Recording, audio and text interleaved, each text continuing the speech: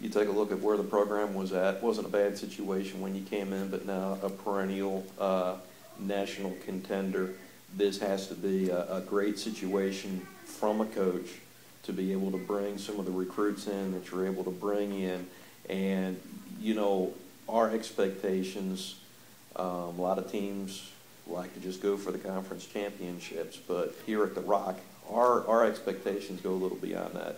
It is. It's a unique place to be when it comes in regards to that. You know, we obviously don't let the conference championship. We stress that importance as well, but you know, with the players. But I think obviously there's that level of expectation that if we don't make it to the NCAA tournament, maybe we didn't accomplish what we thought we should. So.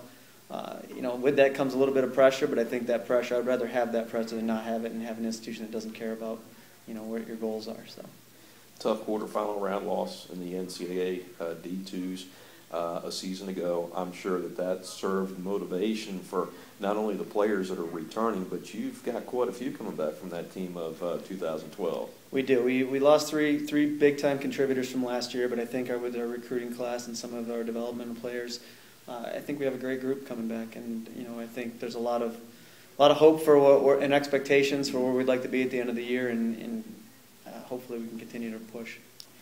Could you talk about getting your team ready for postseason time, or having your team in a position when April and May gets here? And to get ready for that, you've also, I don't want to necessarily say tweaked your non-conference schedule this year, but you've revved it up a little bit. We have. It was important to us to get some of the quality teams in here that we need to be successful at the end. I think last year we didn't have a close game from end of March on right up until we played Westchester, so we didn't really know what it was like to really need each other in those tight games. And you know, we played Rollins and Bentley last year in some real close games, and we had that experience early on, but there was a large gap of close games and situations where we needed to be in to be successful for postseason. You know, geographically, outside of Conference Carolinas, take us inside when it comes to try to schedule some of these opponents, either coming from, you know, deep in the South or coming from up in the North. Is it easy to get those types of teams to come here to the Rock? We've been very fortunate just to be in the South and have that weather factor. And there's a lot of teams that we would have to go up and play, and we do that out of return contrast with our contracts. But you know, being in the South, we have a lot of teams that just enjoy coming down here. You know, with Florida adding some programs, you know, it's going to be a little bit more difficult, I think, in the future. But I think we've been very fortunate to have a good relationship with some teams that we've been able to either have them come here consistently or return the favor and go up there and play them. So we've been fortunate.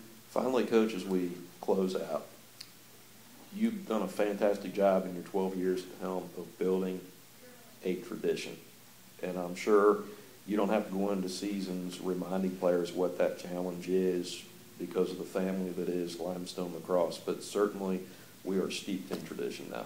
We are, and I think the great thing about it is your leaders every year, you know, whether it's their sophomores, juniors, and seniors, really try to portray that to the freshmen, make everybody feel involved with that. And I think, you know, the more they can do as a team, the less I have to do with that, I think the more important it becomes. You know, I think it really shows when the players have that same vested interest and that same drive to get to that postseason and the same goals. I think that's what's most important.